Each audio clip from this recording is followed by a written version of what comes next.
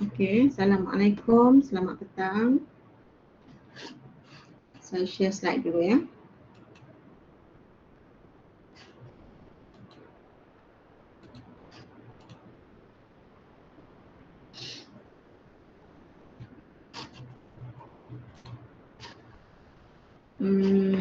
Okey, you all dengar suara saya tak ni?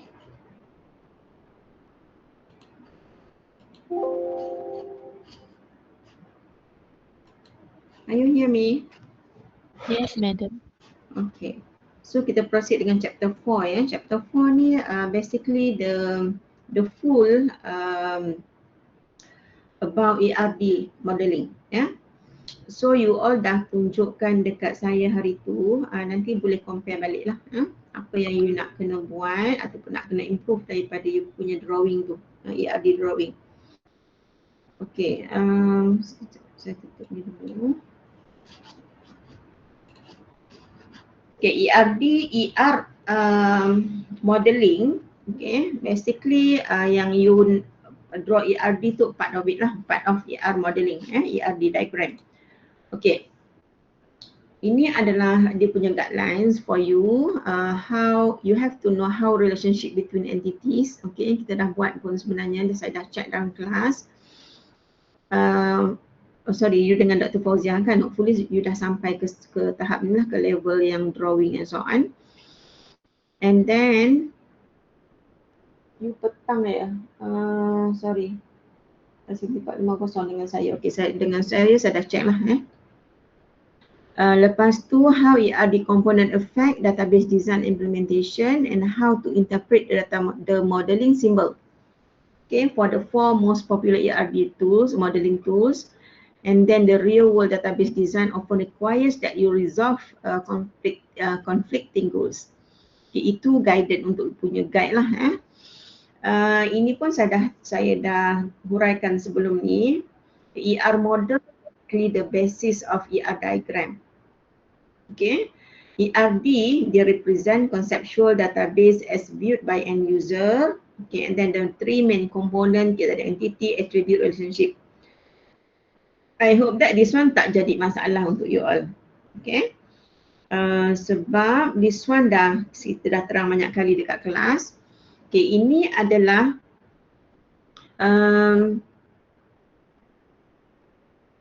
entity set. Okay, entities basically kita refer to the entity set. Set dekat sini sebab dia not a single entity occurrence. Okay, dia ada satu set. This one satu set. Okay, kalau dalam bahasa database, we call it a schema. Satu schema ni, satu schema ataupun entity set. Okay, dia tak ada satu, dia not to a single entity. Dia tak boleh ada satu je produk contohnya, tak ada. Okay, dia mesti ada satu set. Okay, then respondent to a table and not to a row in a relational environment. And then in both chain and crossword model. Okay, kita tunjukkan contoh ada 2 kan, chain 1 dengan crossword model. Entity is represented by a rectangle. Sama, okay, dia represent by rectangle dan dalam tu ada entities name. Okay, sama je store, entity name. Order line, product. Okay, kalau you tengok relationship antara order dengan product sebelum ni adalah many to many. And then dia come up dengan satu bridge entity here, order line. Okay, ini pun saya dah check dekat kelas. And then apa lagi? Dia punya relationship, you kena alert lah. Biasanya macam saya kata kat you all, fokus kepada strength. Kalau nak buat weak, you kena make sure you kena setkan primary key as a weak, as a strong entity lah, then relationship akan jadi weak. Okay, ini adalah dia punya attribute. Okay, kita dah tunjukkan juga. Employee, dia ada attribute, you refer kepada crossfoot sebab you akan draw crossfoot punya annotation. Kalau nak ada employee, ada PK kat bahagian atas. Okay, kalau perlu ada FK di bahagian ini. Okay, tulis FK. Okay, this one untuk student entity. Okay, ini dia belum letak FK lah. Kalau selalunya student adalah student ID, then letak FK. And then domain domain ni basically kita refer to the attribute set of possible value. Saya dah terangkan juga tu, domain maknanya you kena set. Okay, you kena setting the domain kalau perlu kepada the users perlu follow the domain values tu. Dia kena isi based on pada domain. Okay, basically domain determines the type of data values that are permitted for that attribute and thus serve as an attribute constraint. Okay, attribute domains can be very large. Okay, dia mungkin boleh very large or very short. Contohnya dia ada SML. Okay, ni size baju for example kan, clothing sizes. Dia boleh buat, ini adalah domain. Maknanya ini dia yang benarkan untuk isi dalam kita punya value tu. Okay, and then attribute may share a domain. Okay, attribute may share a domain. For example, address attribute for both customers and agent can have similar type entries. Okay, kalau address maknanya address untuk customer, untuk agent sama. Okay, domain yang sama for example. And then domain type, SQL they provide a number of domain types to assign to attribute. The standard domain type include data values for characters. Okay, kita boleh setkan domain dia. And then numeral, currency, date, times and boolean entries which is referred to a logical value or of either true or false. Tu nama boolean. Boolean sama ada kita nak setkan true atau false, kita bagi domain kat dia. Dia tak boleh isi selain daripada true or false contohnya. Okay, choosing the correct domain type is critical to the accuracy of the a database. Okay, nanti bila perlu kepada implementation domain, you boleh buatlah. Okay, ini terminologi domain. Dia merupakan a pool of atomic values from which a cell are given column. Okay, contohnya dekat sini dia bagi attribute daripada employee. Okay, domain dia adalah person name. Ini contoh yang dia bagi. Okay, kemudian job, typist, manager, clerk, dia bagi pilihan. Okay, so kita pilih daripada domain yang dia bagilah.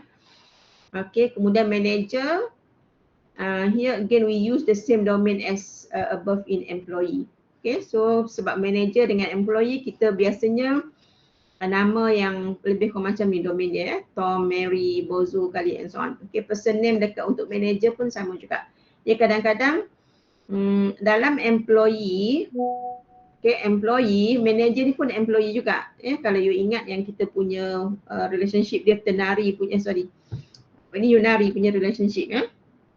Okay, kemudian an attribute value which is value in a column labeled by the attribute, okay, must be from the corresponding domain or may be null. Okay, so domain rules about what value are valid to attribute. Okay, itu dari segi dari segi definition, contoh dan sebagainya. Nanti bila kita dah sampai kepada implementation, you lagi nampak lah. Okay, primary key selalunya untuk dia underline dalam ERD. Kalau you menggunakan what we call that crossfoot notation, kita tak underline pun. Ya.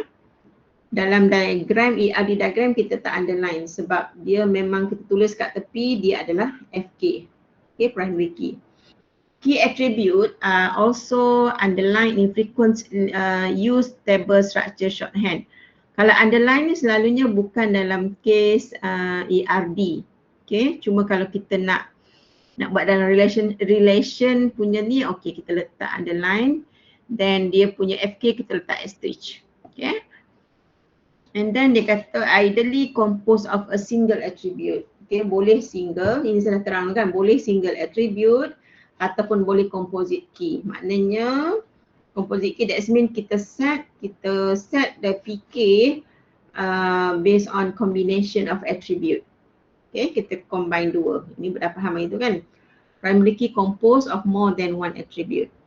Dia boleh lebih daripada satu attribute, tak semestinya satu je. Contoh kalau student punya table, student ID adalah PK. Okay, student ID adalah PK. Tapi bila comes to the bridge, for example, bridge entity you kena combine.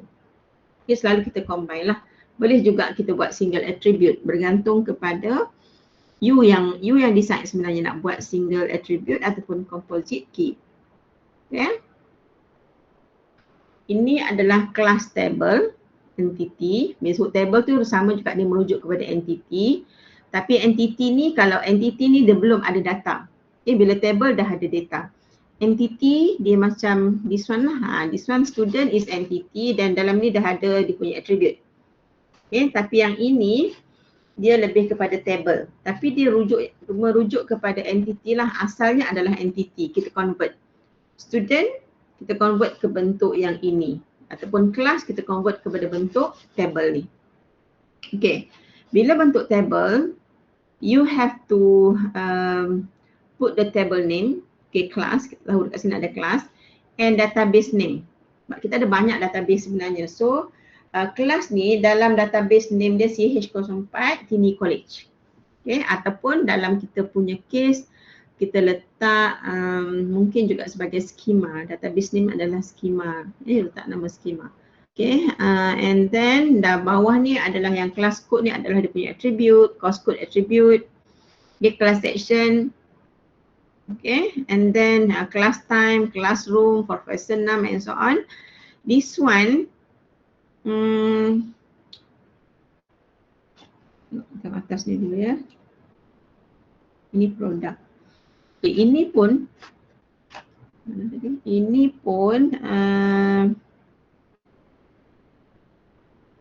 sorry.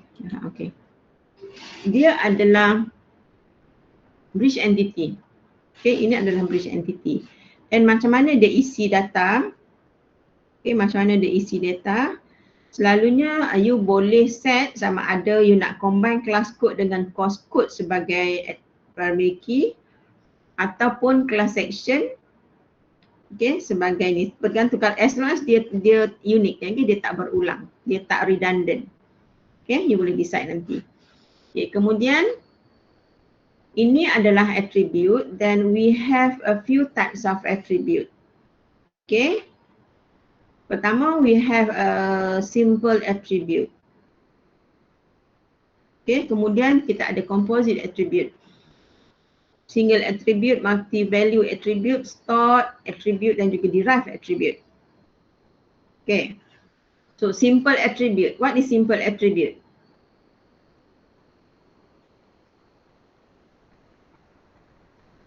What is simple attribute? Tajuk ni kita ada 2 minggu, so saya boleh slowkan sikit lah kita punya ni. Janji you faham betul-betul. But this one is a very important punya topik. You have to understand because nanti ICT 501 pun you still nak guna benda yang sama juga. Okay, so dalam case ni, what is simple attribute?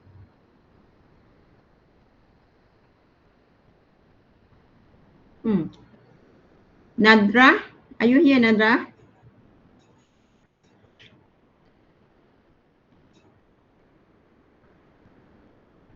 Nadra? Yes, Doktor. Yeah. Apa dia single attribute? Simple attribute? Dia macam dah fix and dia tak boleh divide into simple components. Macam dia bagi as a gender kan? Selain pada gender. Yang tak boleh divide. Sebab dia punya definition tu nampak dah cannot be divided into simpler component. Name? Nama boleh. First name, last name. Oh. Yang tak boleh subdivided.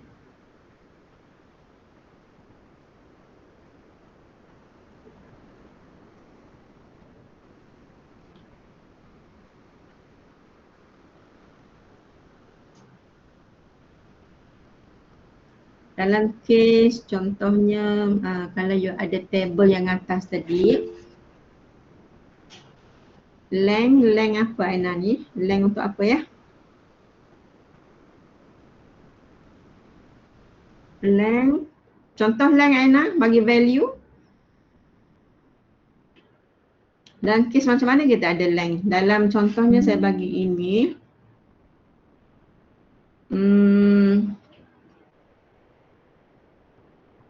Profesor 6 ni boleh kita consider sebagai single. 105 kan. So kita tak perlu nak divide apa-apa lagi. Okay. Class section pun sama. Postcode pun kita boleh consider sebagai single. Tak boleh nak, postcode tak boleh pecah lagi dah. Tak boleh nak divide lagi dah. Okay. Class time ni tak boleh. Sebab class time ni kadang-kadang kita boleh divide into day and time. Kan? Class code pun boleh kita consider sebagai simple attribute. Nampak tak? Kalau student ID? Student ID, yes boleh. Consider sebagai a simple attribute. Okay, kalau address tak boleh sebab address kita boleh subdivided. Name tak boleh, still boleh subdivided. Kan? Class time ni pun tak boleh. Kadang-kadang kita bahagi kepada dua kolom, dua bahagian. Okay. So faham ya? Itu adalah untuk simple attribute. Composite.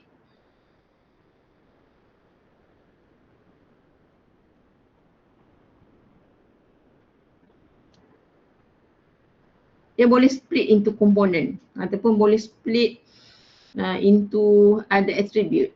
Contoh kalau date of join ni kita ada hari, kita boleh pecah kepada hari, bulan, tahun for example.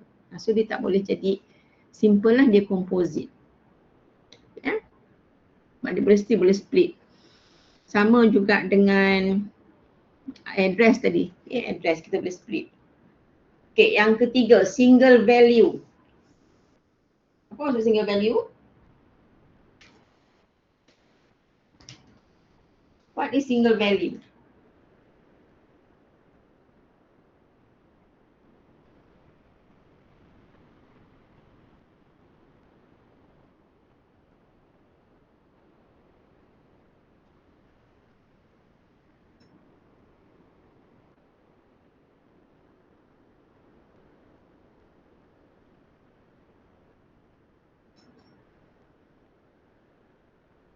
Any volunteer? Apa yang maksud dengan single value?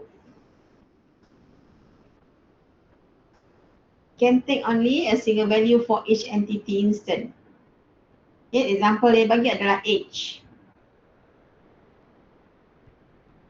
Lain-lain example?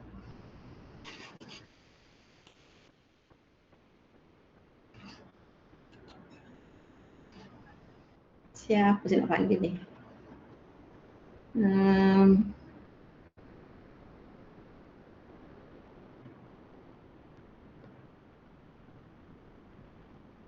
Doktor. Kalau macam dia punya date of birth boleh ke? Single value. Boleh. Ada satu je, dia tak boleh dua. Kalau nombor telefon boleh tak? Nombor telefon boleh single tak? Tak boleh. Tak boleh kan? You kadang-kadang you guna sampai 2-3 nombor telefon kan? Tak boleh. Single value maknanya value yang kita isi tu satu je. Refer ke satu, tak boleh ada dua value. Dia refer ke the value ya, bukan dia punya attribute. Okay, nilai yang kita nak isi tu. Nombor telefon tak boleh lah confirm sebab nombor telefon boleh lebih daripada satu. Kalau age satu je, date of birth satu je. And then apa lagi? Nama IC boleh, number of staff boleh juga, saya rasa number of staff tu. As long as dia tak perlu ada dua value. Yang ada dua value contohnya macam apa? Selain daripada nombor telefon, subjek pun kod subjek pun tak boleh. Ya. Tengok senario, kod subjek tengok senario. Kalau katakan untuk you as a registered student dia ada banyak lah. Tapi kalau dia fokus kepada satu kod dengan satu ID dia adalah single value. Dia kalau kod subjek ni, kalau ID dia 01 dia adalah ICT 501 for example kan. So dia satu je. So itu boleh consider sebagai single value. Okay. Kita tengok multi value macam mana. Multi-valued can take up many value. Macam skill tadi, nombor telefon, boleh. Skill set ni dia boleh lebih pada satu. You boleh key in lebih pada satu. Sebabnya dia adalah multi-valued. Okay. Stored attribute.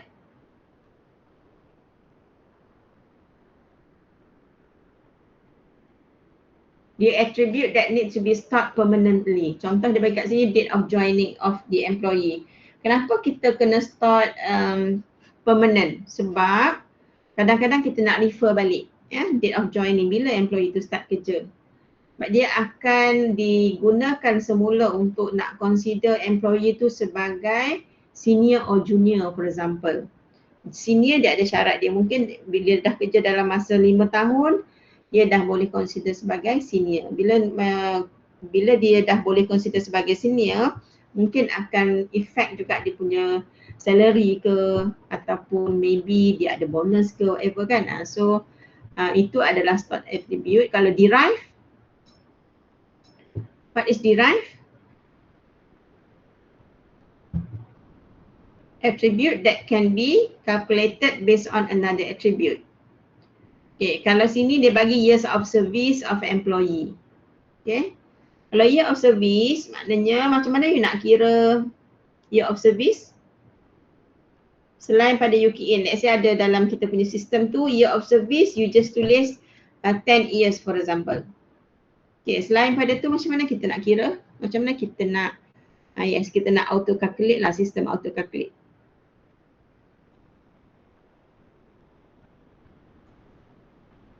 Cuba fikirkan untuk derive attribute.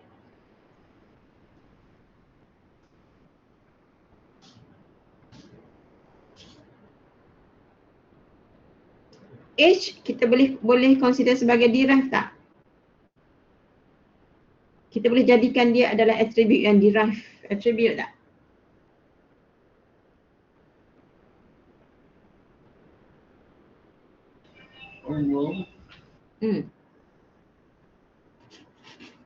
Cepat, siapa nak jawab? Waziful? Boleh?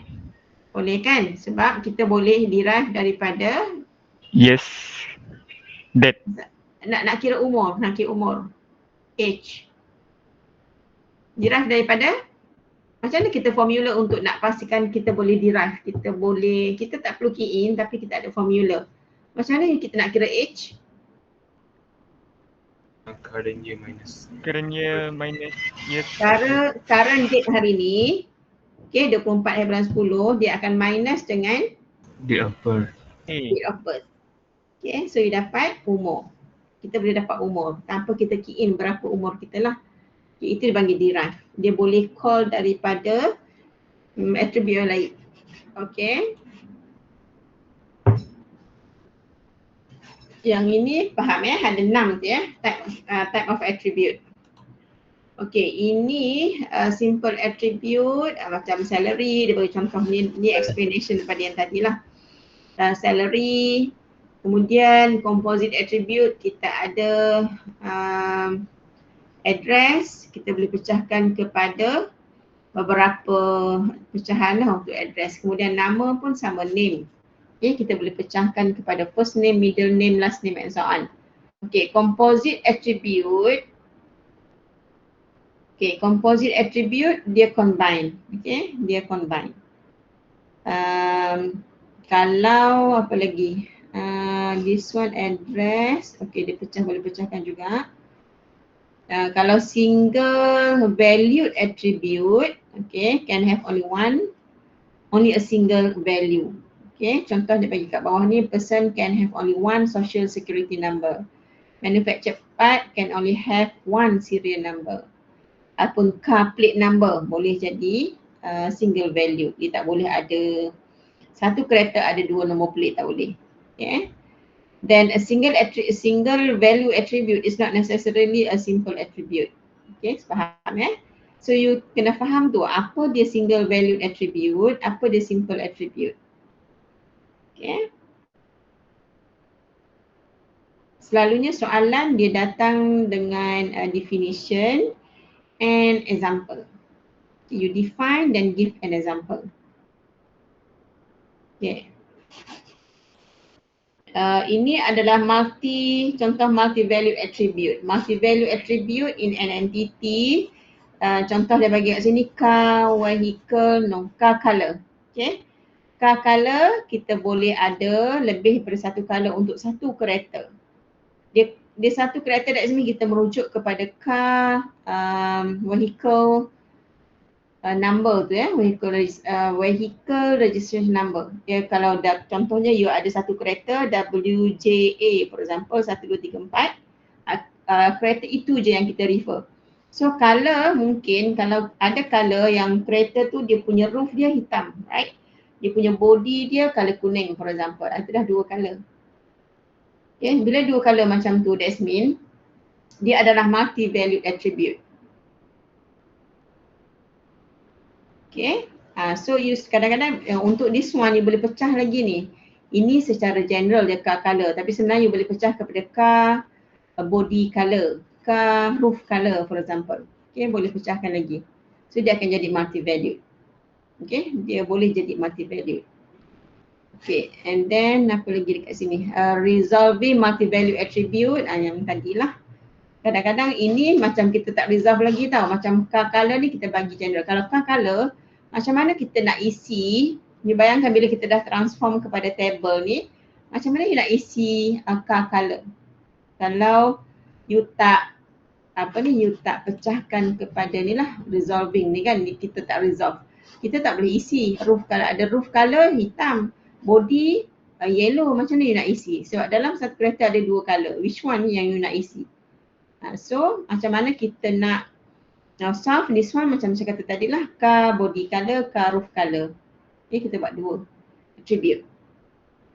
Okay, so selesai masalah kita nak key in lah. Okay, although the conceptual model can handle multi-valued attribute, you should not implement them in the relational DBMS.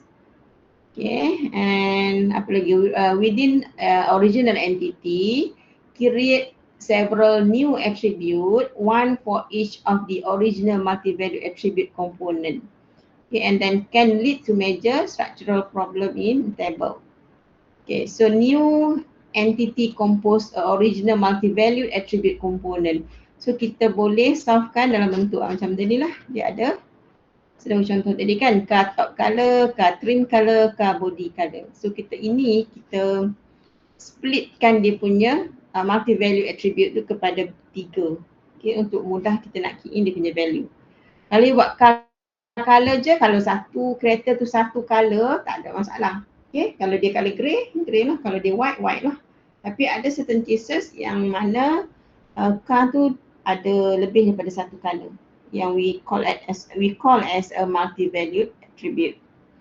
Okay, so kita kena resolve dia dalam bentuk macam ni. You bayangkan, kali you nak create table, macam mana nak key in the data tu untuk car color tu, kalau you tak pecahkan. Ini sebenarnya bergantung kepada your creativity, macam mana nak settlekan masalah untuk multi-value attribute. Okay, dalam case kita ni color lah. Okay, this one apa? Okay, this one contoh. Yeah. Section top dia color dia white, body blue, trim gold, interior blue contohnya. So ini dalam satu kereta dia pecahkan kepada 4 section. Okay, this one is new entity set composed of multi attributes component. Okay, kalau crossfoot, okay, macam saya kata tadi lah, dia color ni dia pecahkan kepada this one, dia kepada yang tadi tu, apa? Yang banyak ni kan, car top, car trim dengan car body. So resolve lah masalah. Ataupun dia buat macam ni. Okay, dia dalam crossfoot dia buat car color has dia create satu entity yang baru, color kan, car vehicle number, dia punya fikir dia combination, dia combine car vehicle number dengan car section. Okay, kemudian color. So dia kalau ada attribute yang lain, entity yang lain, so you boleh solvekan masalah tu lah sebab one car many color. Kalau dalam kes ni ada yang satu je sebab dia punya kat tepi kat bawah sebelum many tu ada satu kan. Dia at least ada satu color. Okay, ataupun lebih. Okay, dia bukan zero, bukan optional, dia mandatory. Maknanya kalau satu color, dia tulis satu color lah. Kalau banyak color, you kena ada banyak color ni. Okay, first you bayangkan bila you isi data, WAD for example, 1, 2, 3, 4, color section dia yellow.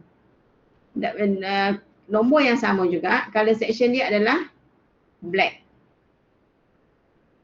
Okay, so dia tak redundant lah. Okay, dia tak redundant. Dia still jadi unique. That's why dia combine dua ni sebagai PK.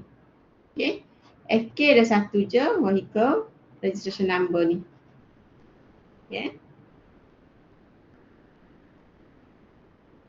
Yang ni faham tak? Sebab bila kita nak implement, you akan guna cross-foot. That's why saya tak highlight yang chain model ni.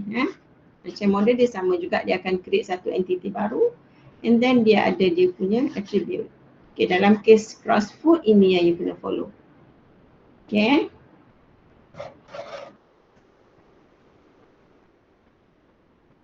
Derive attribute, tadi dah faham dah derive. Oh, ini macam mana kita nak present dalam kita punya PR model. Okay.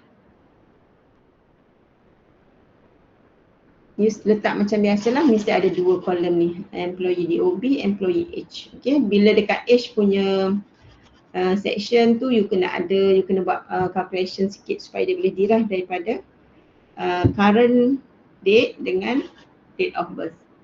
Okay.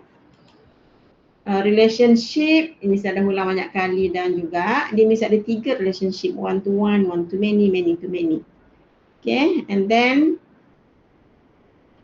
ini adalah entity, contoh entity dia bagi dah. Okay, nanti bila you nak draw you punya entity, refer dekat this one.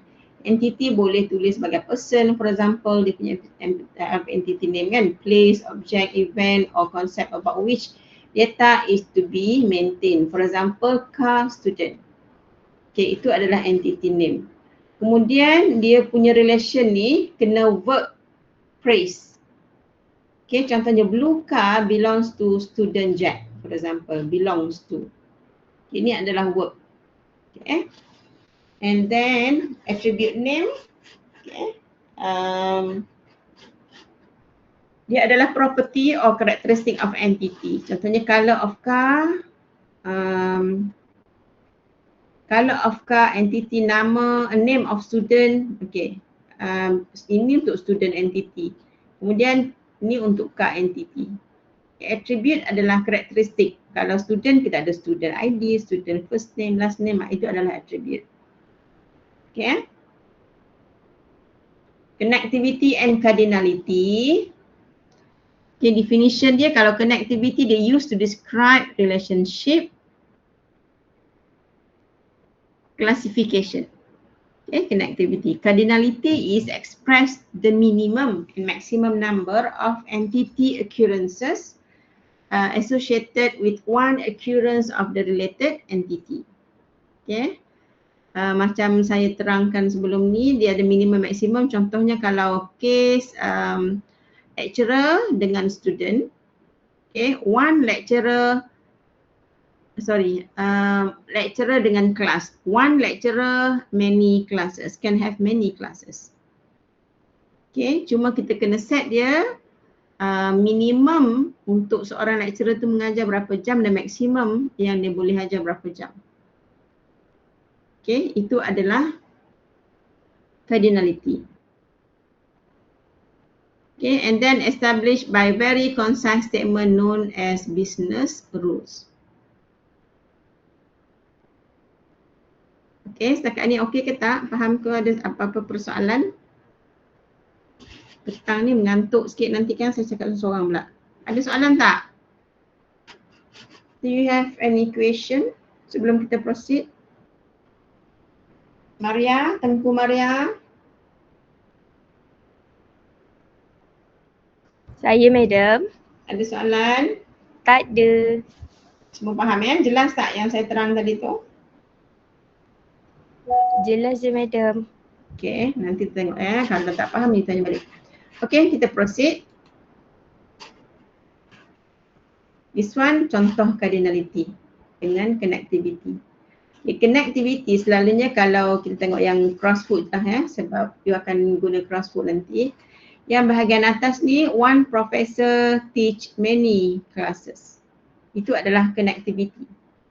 Yang bahagian bawah, cardinality. Okay, dia kalau tandanya bahagian luar ni. Okay, cardinality dekat sini, dia 1 to 1. Maksudnya, dia dekat sini dia tak letak minimum maksimum pula, tapi kalau nak letak boleh je dalam bracket macam kat atas ni 1 to 4, yang ni 1 to 1. Kelas 1 to 1. Maknanya minimum kelas adalah 1, maksimum pun 1. Dia ada kelas, satu kelas je. Okay, yang ini 1 minimum, 4 maksimum. Okay. So ini adalah cardinalities, ini adalah connectivity. Dalam kes ni, professor dia kata one professor can teach many class kan. Minimum professor perlu ajar satu kelas dan maksimum adalah 4 kelas maksudnya. Okay, kelas pula dia boleh wujud satu dan satu. Maknanya kelas ada satu je, tak boleh lebih. Okay, kalau professor dia boleh ajar sekurang-kurangnya satu kod. Selebih-lebihnya atau maksimum adalah 4 kod. Itu yang dimaksudkan kat sini lah. Okay, cuma untuk crossfoot ni kena ada bracket kat bawah dia juga kalau nak tunjukkan secara ni lah, berapa minimum maksimum.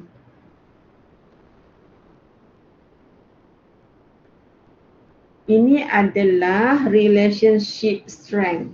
You kena familiar dengan existent dependent, existent independent. Okay, kewujudan dia bergantung, kewujudannya tidak bergantung. Okay, dari segi definition, data entities existence depends on the existence of one or more other entities. Okay, kemudian entity can exist apart from one or more related entity. Itu adalah independent. Independent maksudnya dia tidak bergantung kepada other entities ataupun related entities. Dia boleh stand alone. Okay. And then kita ada weak ataupun non-identifying relationship.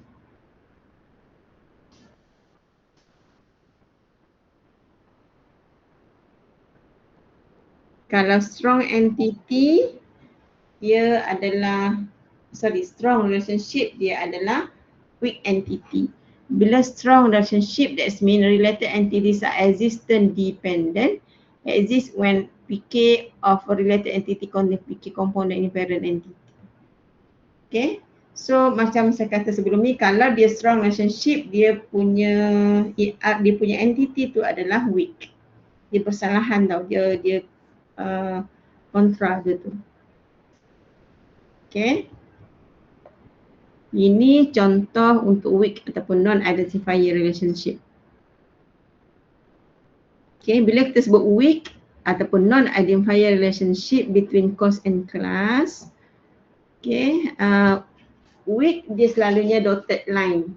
Okay, ini weak. Okay, kenapa dia kata ini weak? Sebab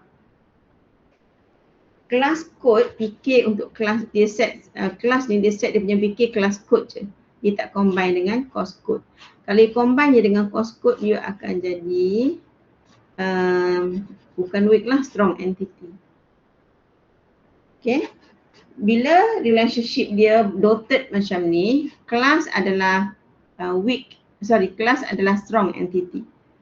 Sebab kewujudan PK ni dia tak bergantung kepada course, for example. Ataupun other entities. Okay, ada entities. So ini adalah untuk non-identifying ataupun weak. Okay, ini contoh kalau kita nak key in data nanti. Okay, untuk you punya projek you boleh rujuk ya.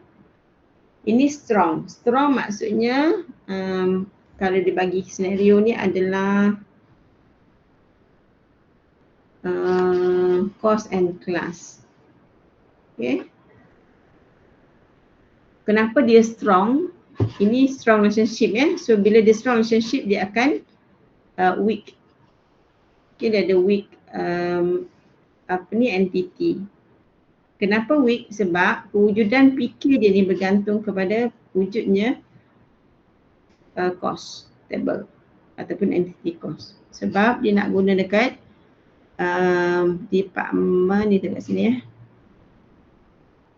Ini dia combine class section dengan class code. Class code ini dia refer kepada this one. So refer kepada this one dia adalah dependent on course, and then bila dia maknanya sini adalah weak entity. You kena ingat ini adalah weak entity, ini adalah strong relationship. Okay, macam mana nak buat weak? Inilah cara dia. Okay, you have to make sure dia refer kepada satu satu attribute di sini. Selalunya PK lah. Ini contoh dia punya dia punya table, data table. Okay, kemudian relation participant kita ada optional is 0 yang saya terang tadi. Kalau mandatory adalah wajib you isi. Okay, optional ni you boleh tinggal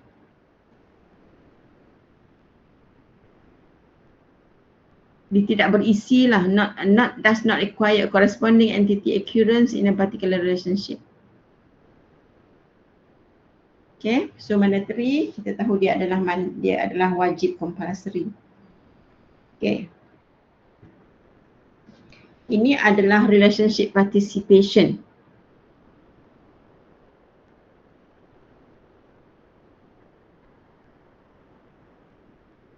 Dia cross foot symbol. Okay, tengok yang first column tu. Okay, ini cardinality 0, minimum, maximum is 6. Kemudian dia punya comment.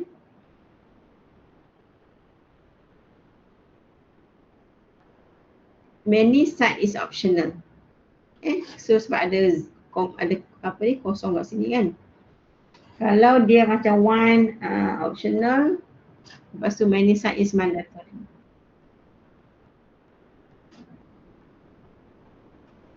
Kemudian next adalah satu is site is mandatory. Okay, ini adalah maknanya you cardinality dengan relationship dia sama. Okay, dia adalah wajib ataupun compulsory isilah.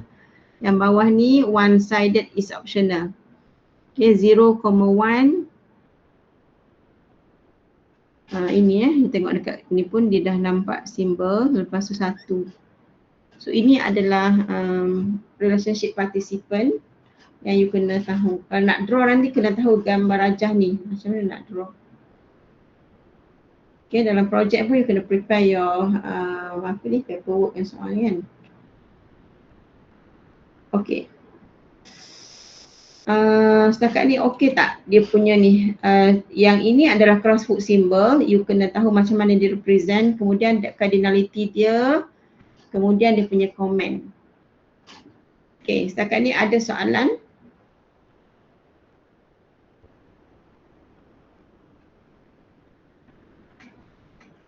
Kita akan stop sampai slide 28. Okay, so next week kita akan sambung 29. Kenapa? Sebab dia dah ada macam banyak drawing, you kena fokus on this one dulu. Lepas ni you kena fokus, baca dulu, go through dulu. Minggu depan bila saya tanya, at least you dah ada jawapan lah. Sebab kita punya slide ada dalam 65. Okay, 65 slide, kita divide by 2 lah. Okay. Saya stop sampai slide 28 sebab bila slide 29 tu dia dah start dengan dengan ERD diagram. ER diagram. Okay, any question sebelum kita bersurai? Ada soalan? Faham? Putri Ayu? Ya, Doktor. Okey ke tak okey ni? Okey. Faham Faham. Okay, last ada soalan lagi tak sebelum saya keluar? Okay. Setakat ni hopefully you boleh faham lah. Kalau tak faham cuba balik baca slide semula. Kalau still tak faham lagi nanti boleh tanya saya. Okay, kalau tak ada kita stop dulu. You boleh continue dengan you punya kerja. Okay, sebab lebih kurang dalam 1 jam lagi. Minggu depan kita akan continue dengan slide 29. Okay, so Assalamualaikum dan selamat petang. Thank you, Dr. Waalaikumsalam. Thank you, Doktor. Thank you, Doktor. Waalaikumsalam. Thank you, Doktor.